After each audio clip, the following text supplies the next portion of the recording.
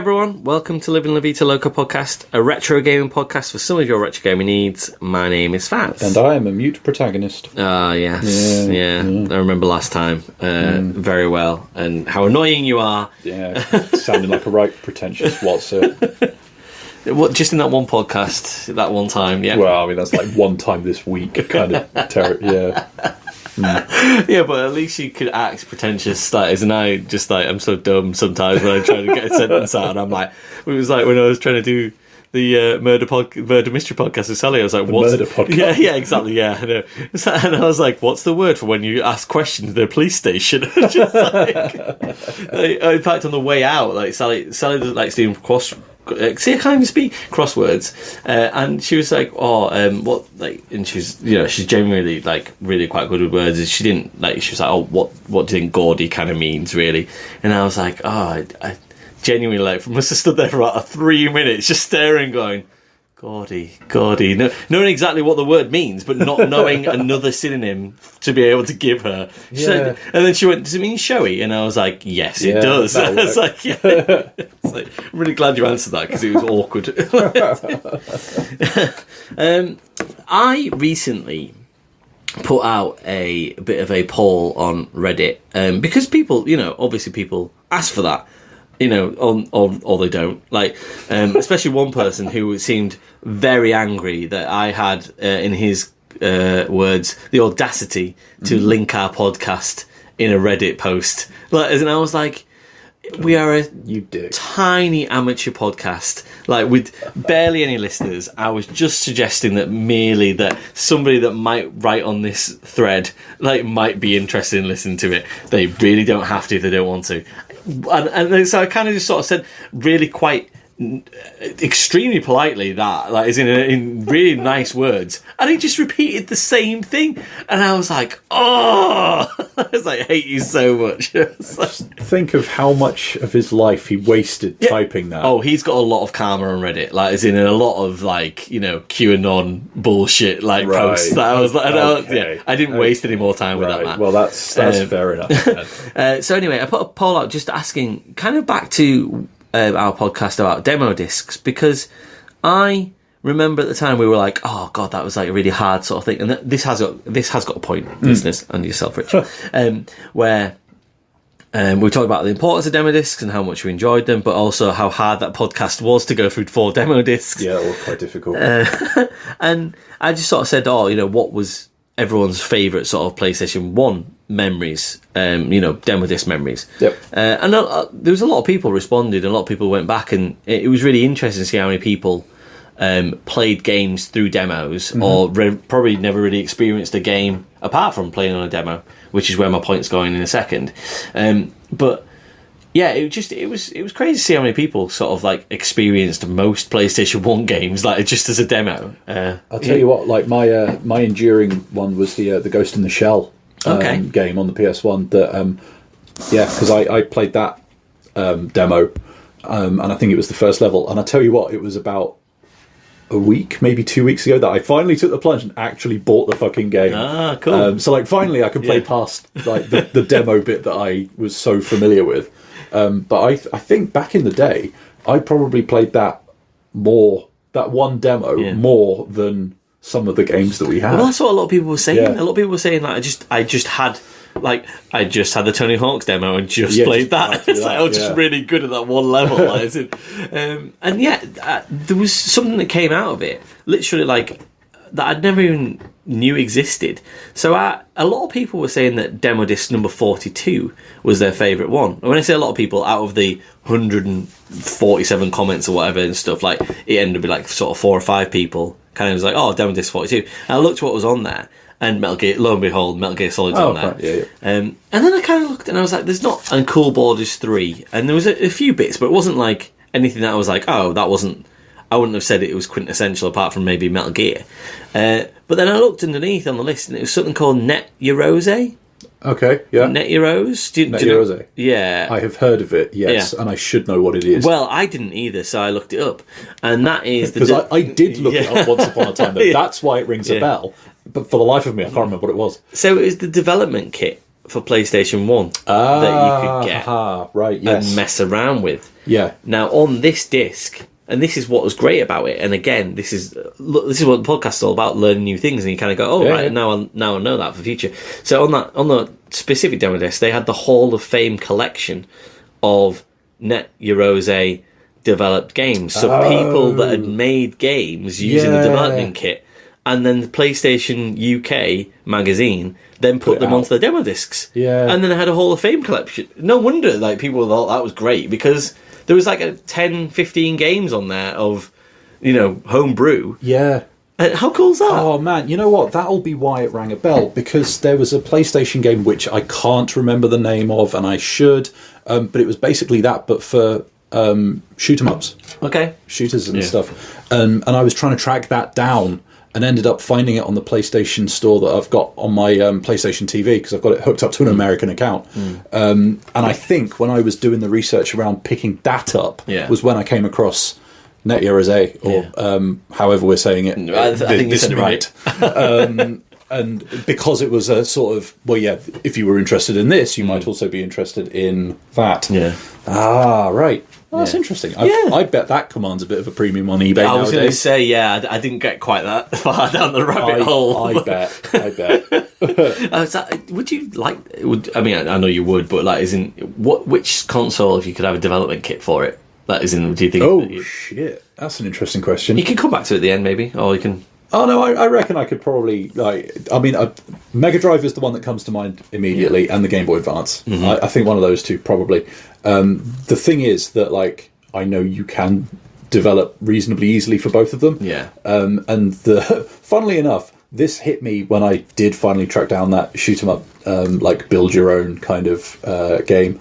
I had the same problem as I had with Super Mario Maker and stuff like that. I was like, it's great when I've got the tools. Yeah.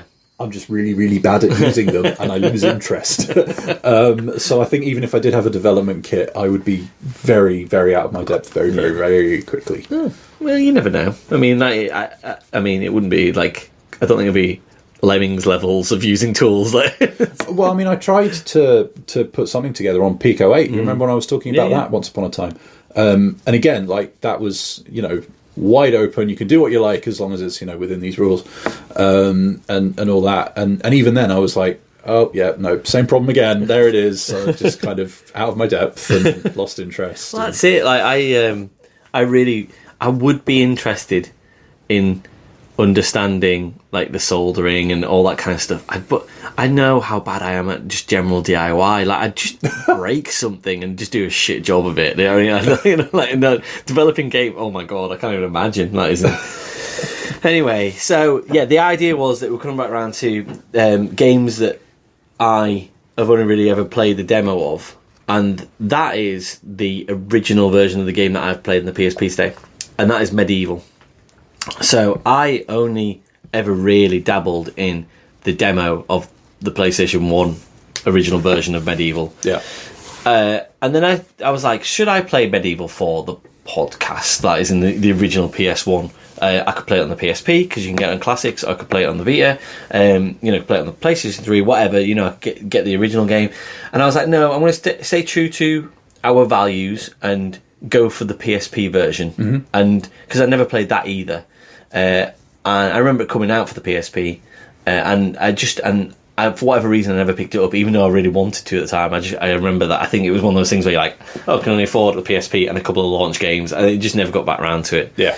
So I've played Medieval Resurrection this week, and it's interesting. I think it evokes a lot of emotion in the online forums that I've seen like on the Reddits where you get the demo discs, and it's really interesting to see. So Medieval had the original PlayStation 1 and also Medieval 2, and then you got Resurrection for the PSP, which is a quasi remake sort of really of the first game, and then you get the remake on the PlayStation 4, many years later, which also includes the original version of the PlayStation 1 game you can unlock as well. So and then seeing what people actually thought and feel about this, it's really interesting. So I think this review of this game will probably I think will generate some emotion in people. You'll get some heat on Reddit again. I think so, probably, yeah. Especially when I post it straight into the medieval group and go, "Have that, you bastards!" Like it's a grenade. Make sure to send a link directly to that guy that clearly has too much time on his hands. Yeah, he'll be in there. He'll love it. Yeah. So, and what have you played this week? Frobisher Says. Okay. And on what does PS Vita. What does he say? I don't. Dry my unfeasibly long dog. Find the weird bacteria. He says a lot of things. Okay, sometimes he just says like dog, Ponsonby. Yeah, there's all sorts. He says many things. Is this like a random puzzle game, or is it like a? It's kind of like WarioWare. Okay, all right, cool. So I mean, do you want me to wade in now, or shall I give you a short version? You can go first. Yeah, go for it. Go first. Because this will be quick. So I actually got it when I got my Vita. It was like a download code that came with it. I checked on the store because I realised when I was playing it for this that there were 2 downloadable content packs, and I had one, didn't have the other, and they were like £1 something each. So I was like, yeah, all right, fine. And then I had to like jump through all of the hoops of like putting a $5 on my PlayStation account on a computer or on my phone, and then I could spend it. Oh god, it's ridiculous. Anyway, so I did spot on my travels that it's on the store as a free discovery app rather than a game. And it's really letting yourself off the hook, isn't it? It kind of feels like a tech demo. Deliberately so, I think. So like you'll go in and you can select to play either like a kind of fixed amount of time or a sudden death mode. And the sudden death mode is very much like WarioWare in that you'll go in, if you don't complete this task you are given to interact with using the controls on the device within a strict time limit, that's the game, and you go for a high score. Okay.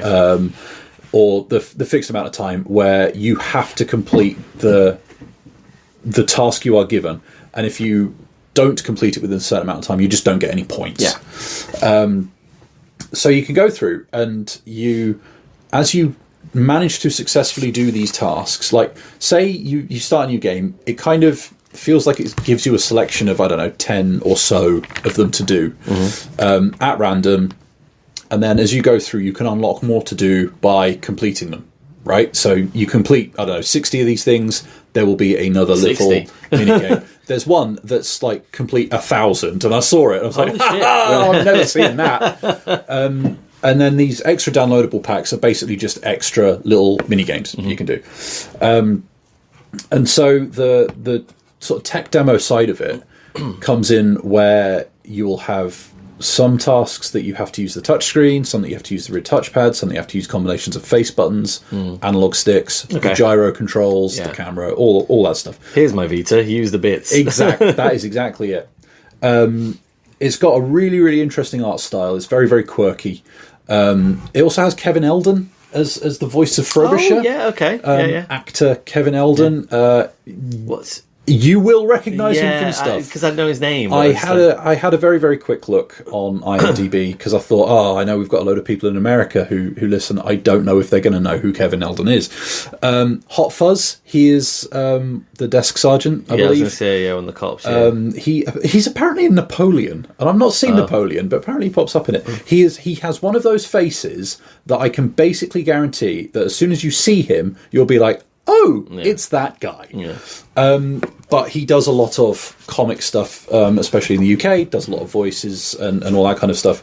And Frobisher, he kind of stretches his legs a little bit. So, like, say, dry my unfeasibly long sausage dog is one of the tasks. So you have a long, wet sausage dog on the screen, and you have to put your thumb or whatever on the front touch screen and another digit on the back touch screen and rub it up and up and down the dog very, very quickly to dry the dog off. But as the game sort of speeds up, as the game speeds up and you get you come back round to this task again, he will just say different things each time you get to him. And you know, if it's quick enough, he'll just get to the stage where he's just saying things like "dog," and you have to, you know what you're doing now. Yeah.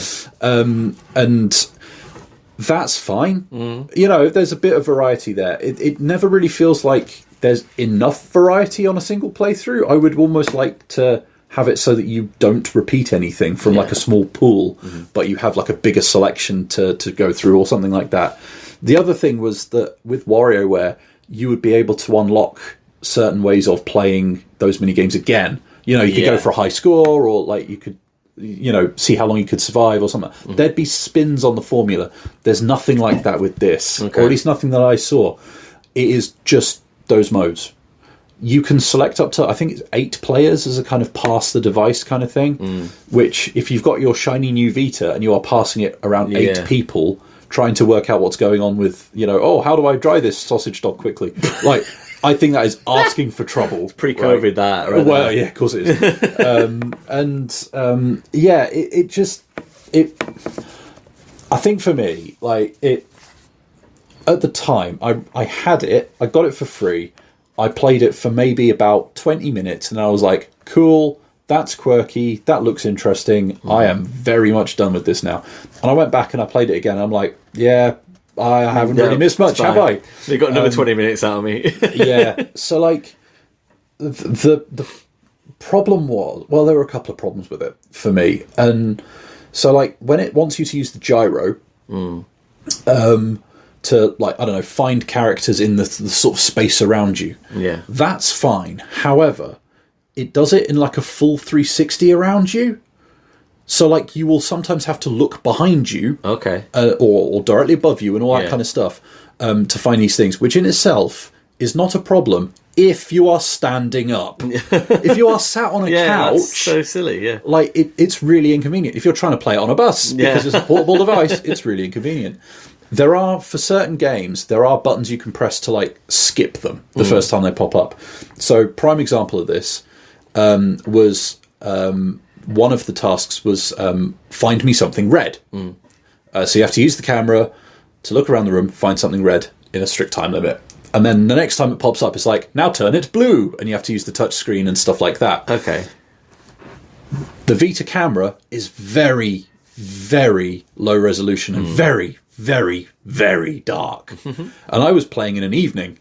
The living room downstairs is not particularly dimly lit, especially since I changed my light bulbs. And yet, the Vita was cheerfully telling me that I shouldn't be hiding in the dark. Oh, right, okay. I can't see what's going on. Yeah. And so I would be given a prompt where I could skip the camera stuff if I wanted to. So it does kind of, you know, account for it a little bit. You do get options to turn off the gyro and the camera stuff. Turn off all the things that make the game work. Well, it does limit your options a little bit, it must be said. And so it kind of, feels like it's not perhaps quite as tuned to what it's trying to do as it could be. That's disappointing, that it's because it sounds really fun and like it sounds like a great idea, but not being able to show off the Vita's tools, that you should be like, you know, like Astro's Playroom, for example, the PS5. Yep.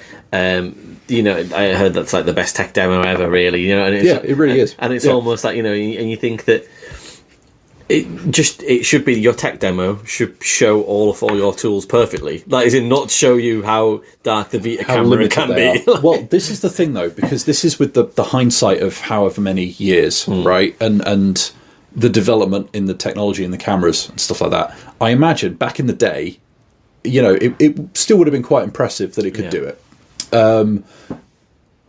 But now, it didn't stick the landing.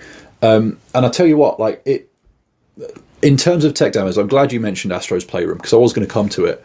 Like, I feel like we have developed so far in terms of just being able to demonstrate hardware.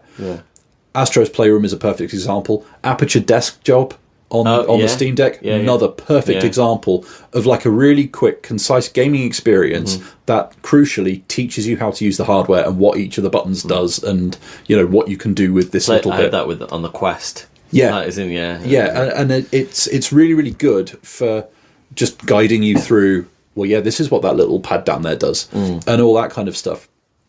So, like, you have that on the one hand. On the other hand, you have this kind of really, really, not even kind of, you have this really distinct, quirky art style, and Kevin Eldon barking orders at you with his daft voice.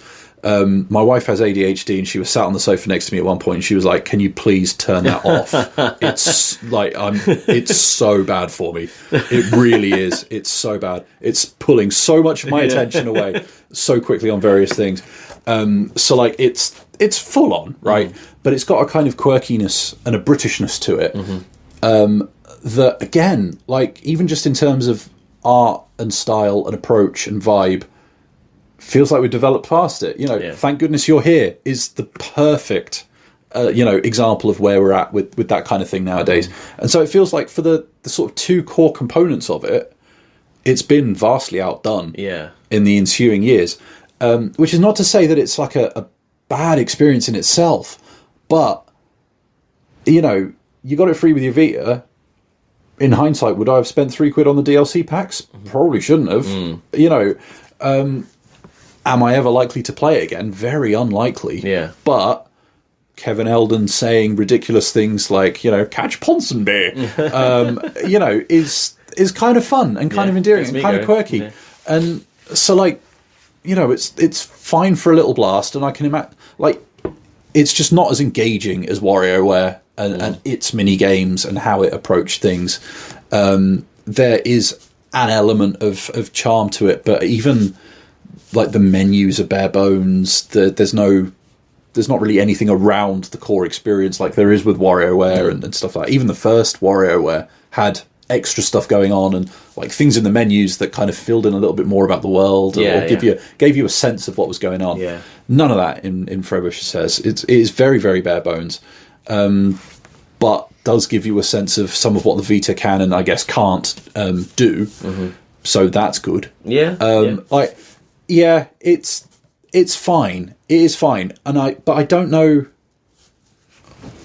at the same time if I would recommend it to anybody. Like I wouldn't go out and buy it because I don't think it's worth it. But it's not broken or anything like that. So I'm kind of at a bit of a loss what to give it score wise, if I'm being honest.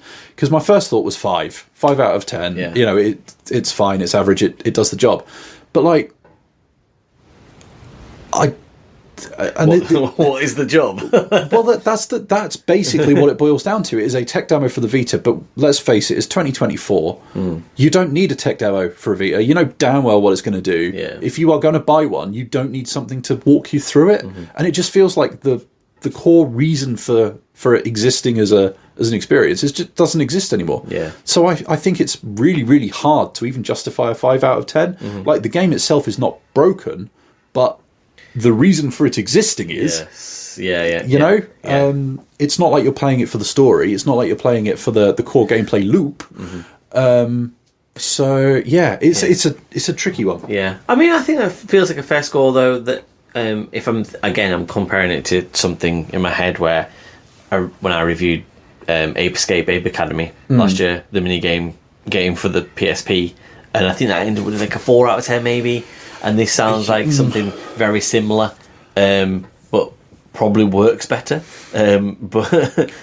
So, I know I've just spotted a note to myself that I'm glad I did. Because, we've talked before about Hatoful Boyfriend and how it's barely a game. It's basically a PowerPoint presentation. It has more heart and soul than Frobisher Says does. So, like, Frobisher Says is technically more of a game. Hatoful Boyfriend is definitely technically more of a soulful experience. Like as a story, as a narrative thing. Yeah, definitely.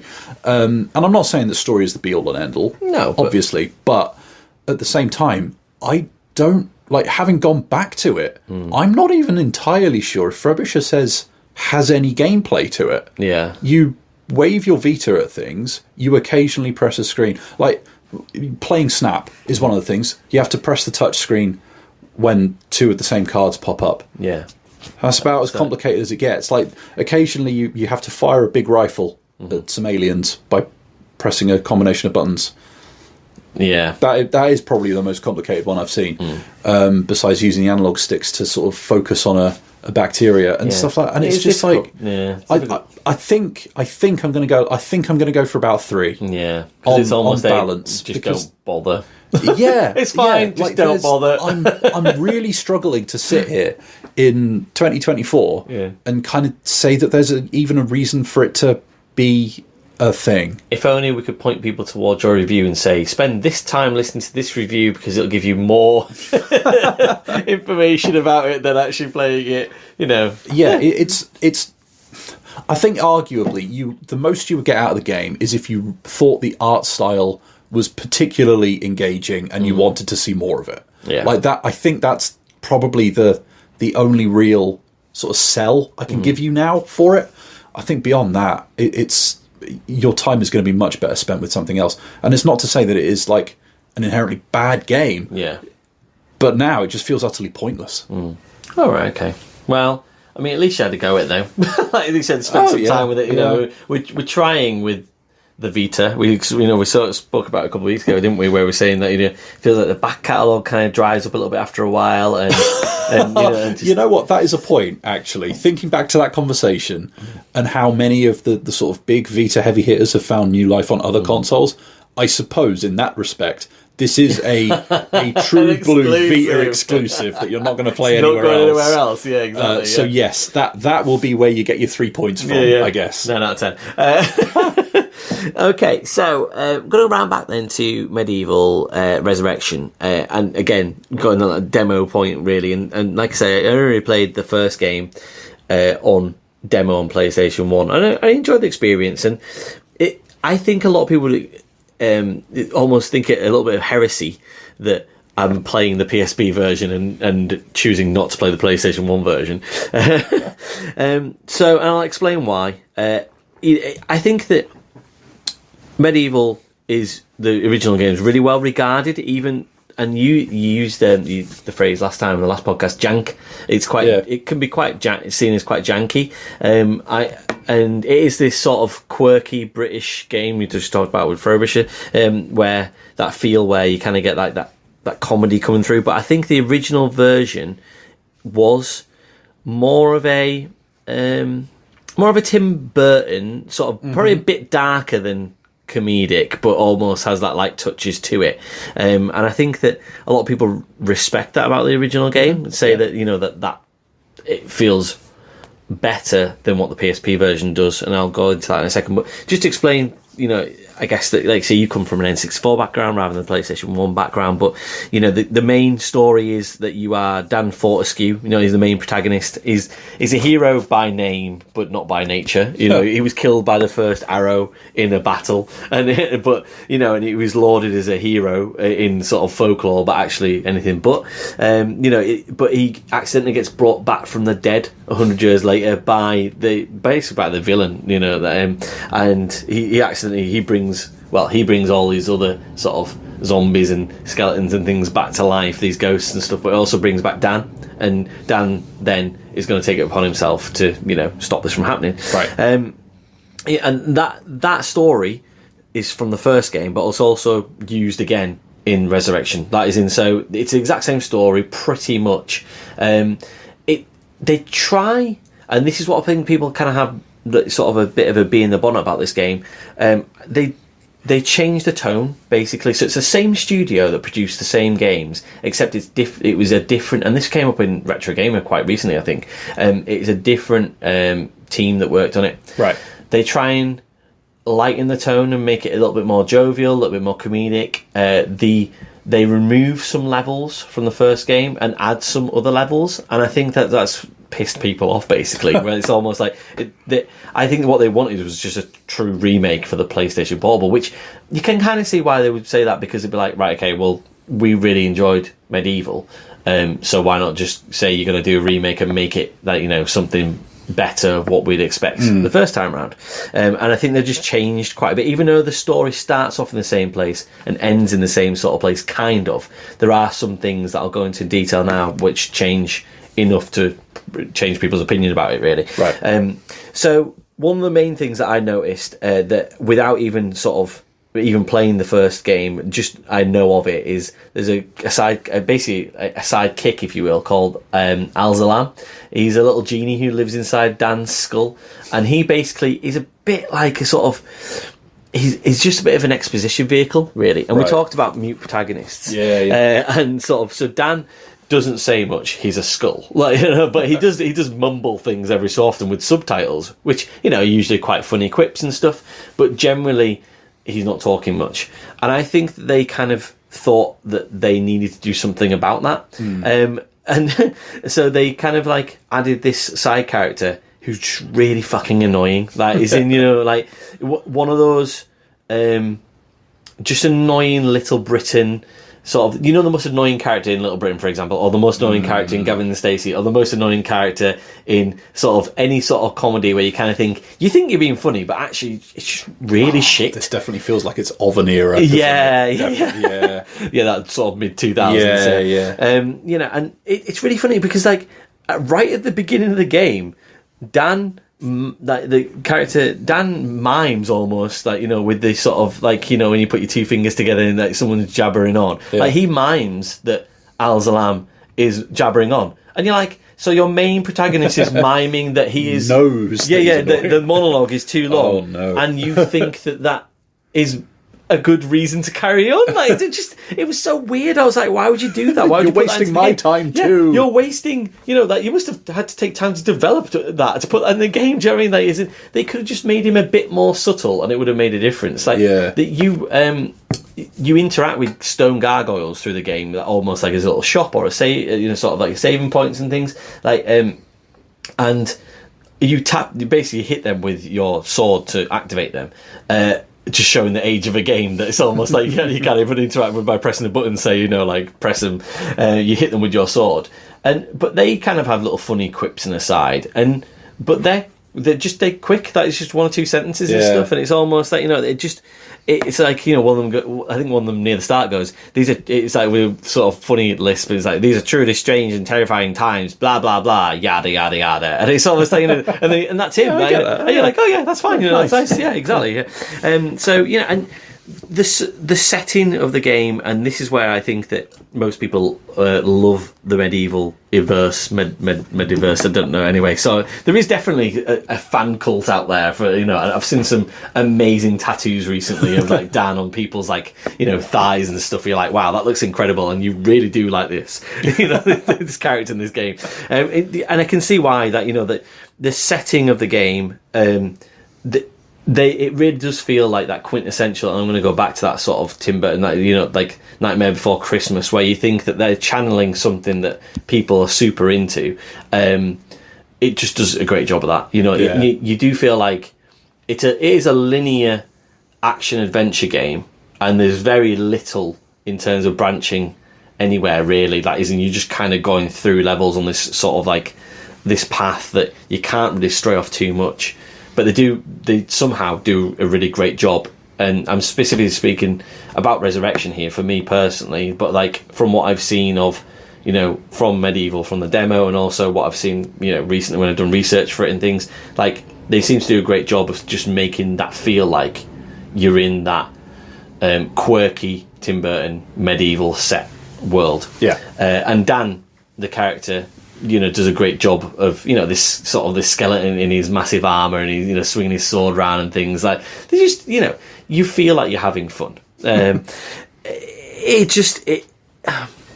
this is where I was going to probably piss people off. It feels shoddy. Like it feels shoddy. Yeah, it feels shoddy. Like, as in this version, and also what I've kind of seen of Medieval as well. Like, as in, it feels. I think there's a lot of nostalgia raising the boat of Medieval. Right. And I feel like the things that people like about it are, the great music, the setting, but the characterization of things, that I can see that being something that I enjoy. And there's just great ambience. Yeah. Gameplay wise, the AI isn't great. The enemy AI isn't great. Like the combat isn't great, and that stands for the versions that I've seen and things. And I've heard the PS4 remake a lot of people sort of said maybe that's the one you want to go to, but I just. Then I also see people saying, "Oh, well, actually, but the PS1 version is just, like the best one." And I'm like, "Really? Is it? Like, isn't it? It very much looks and feels like a game from 1997. Do you know what I mean? Like, by a British developer. Like, it just feels like, I don't know. A couple of good things about this one specifically that seems to be that you don't get in other ones. There is a Tom Baker narration section. Right. He reads the start sort of story, if you will, the backstory for Dan, and also every so often scattered between the levels he'll give a really funny quip, which is really annoying because you're like, if I had more Tom Baker and less Al Zalam or whatever, and I think is it Zadok or Zarok is the big villain. He feels like a really weird, unsettling, campy villain. Like, it just seems to be like really nothingy and not scary from a point of view of being scared of him. Scary that you're like, you've done this really poorly. Like, it's in like, I don't want to interact with this villain. I don't really want to stop you because you feel slimy. Like, I don't want to go near you. Like, so yeah, it's just a really strange hodgepodge of a game, and that's specifically speaking about Resurrection. So I can see why people have a problem with it, because you can tell the tone's just gone lumpy somewhere, where they've kind of gone, oh, we want to make it a real comedy vibe, but we don't know what we're doing. It feels that way to me, certainly. Another positive for this version was that you get some mini games that are really, really fun. So you can play them after you get to a certain point in the main game. You can play them out of the main game, or you can actually play them in somewhere called Galamia Plains, actually in game as well. It's almost like we spoke about the Olympics games that we played before, Decathlete and Olympic gold and stuff. Where if you get those really good sort of mini games, if you will, you can have a lot of fun. And you spoke about kind of sometimes a little bit fun in Frobisher Says, maybe, I don't know. Maybe more quirky than funny. There's one called Guardian of the Bell, which basically is just like a horde mode where all these kind of zombies and ghosts come towards you and trolls and stuff while you are protecting the bell, which is really fun. And you kind of I spent quite a bit of time with the challenges, as they're called, just because I was like, I think this is probably the most fun I'm having with the game, is these little sort of, fun challenge bits. I just struggled to see where the love comes from for Medieval as a franchise, and that I know people, if they listen to this and they go, well, if you've never played the first one all the way through, or you've only played the demo and stuff, then you wouldn't know, and things. I feel like I've seen enough of Medieval through videos and reviews and things to think that I just don't think it would sit that well with me. And actually, whilst I had that feeling when I first got a PSP, I really want to get Resurrection. I'm feeling like now that is in 2024 that I'm a bit like, I probably didn't really miss out. And am I now going to rush away and play Medieval on the PlayStation 1 or the remake or anything, the PS4 or anything? No, and I don't think it's Resurrection's fault. And I think people say, it's probably the weakest one. I think the universe just doesn't speak to me very much, really. Yeah, that's fair enough. Yeah, so in general, it just felt a bit clunky, and I feel like there's a massive nostalgia cloak over it. There are some good things here. It is charming, and it does have that quintessential sort of, British feel to a PlayStation game. It's made by the Sony Cambridge, and and it kind of has that tinge where you kind of see a through thread somewhere to Little Big Planet. Do you know what I mean? It's just that you can kind of see that there. But I think there's definitely a reason why Dan Fortesque, who seems like a great character, never became the mascot for PlayStation. I feel like he could have been. I genuinely feel like it could have been. But I think it's almost like there's a pocket of the internet out there that absolutely are diehards and love him. But in terms of a mainstream sort of if you dress this down, I'm trying to be objective as possible. That is I just don't think the game seems that good. This one certainly, and from what I can tell, I don't think it varies too much enough to say that it would be good anywhere else as well. And this is me about to show my ignorance, but like, it seems to me that the sign that perhaps you did well in the PS1 era was you got a PS2 game. And that is an awful generalisation. I appreciate that, but it just seems like I think both. I think all because I think the second one's a PS1 game as well. I don't think they ever got a PS. Well, that's what I'm angling at. I get having the sequel on the PS1, and I'm sitting here thinking like, shit, did Spyro get a PS2 game? Yeah, they did. Yeah, there's so like, and quite a few in the end, but you just don't. I don't think they were as lauded as the first three. Yeah, but even still, they didn't forget the franchise, and they tried to carry it on past the PS1, and Medieval always seems so tied to the PS1 to the extent that it's like it's not just associated with it; it's like it's tethered to it, and it never really made the jump off it. Yeah, that? I mean, the fact that they've got the remake on the PS4, but they felt they had to tie the PS1.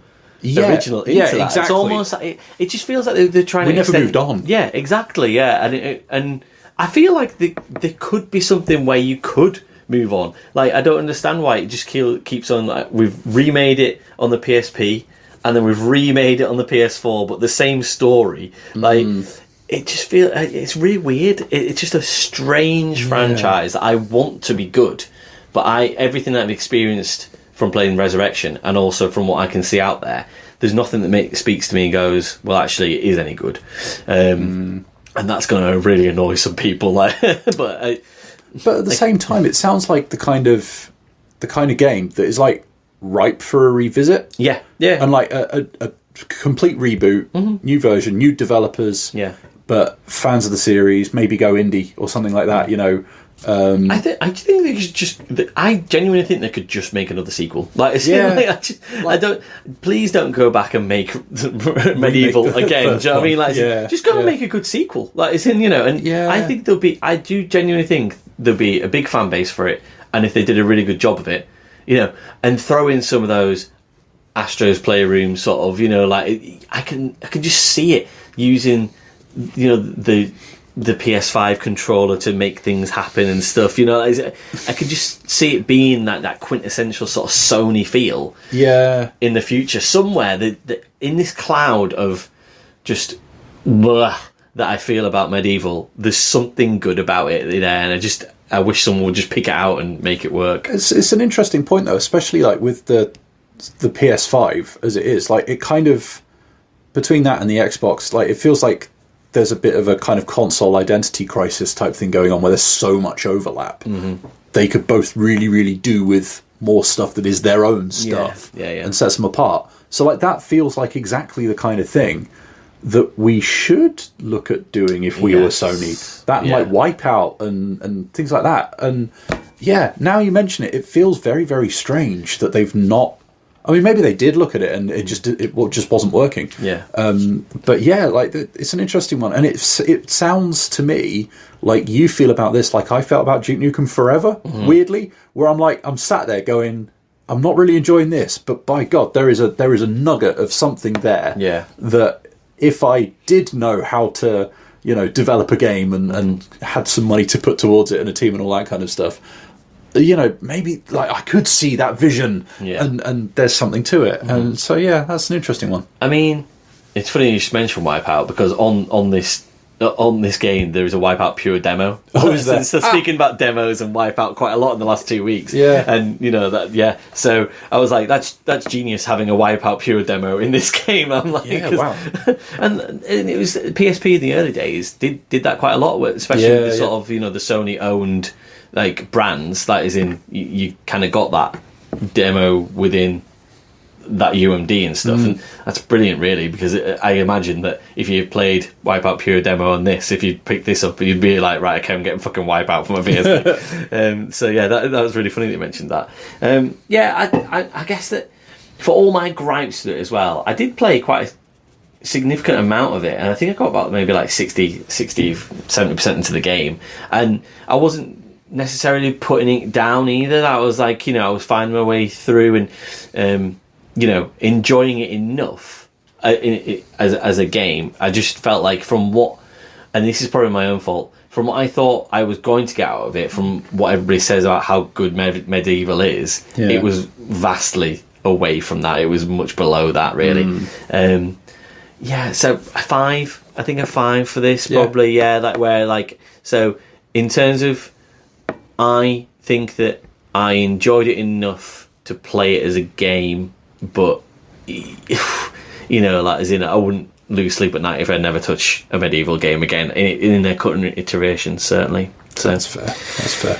A bit of a bubble burst, because I kind of expected more out of Dan and his and his life, but at the same time it wasn't horrendous either. So yeah, nice. I don't think that we've got anything else to discuss this week. I like it when it just sort of downbeat kind of an ending, isn't it? But that's okay, because I felt like it's weird, because when we come to do our free plays,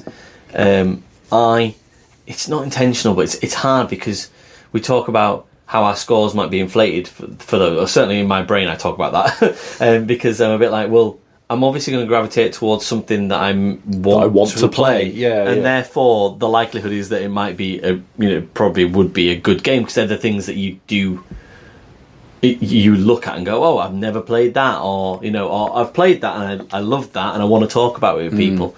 It's hard to kind of pick a game and go, and you're not necessarily, I think the things that we get in those weeks that end up being disappointments are unexpected, because you probably expect them to be a little bit better than what they are. Whereas when it comes to sort of picking something out for the PSP and PS Vita, we can be targeted. But this is probably sat in that camp of, actually, I picked this out expecting a bit more. But yeah, it's a little bit of a downer, but at the same time, I think that generally I've been quite impressed with the PSP games that I've played this year so far, and I'm hoping to close it out with a couple of good ones as well. So I think I've got the Warriors and Patapon coming up, so hopefully that'll lift a few boats. Yeah, cool. Right, thanks for listening, guys. Cheers. Bye.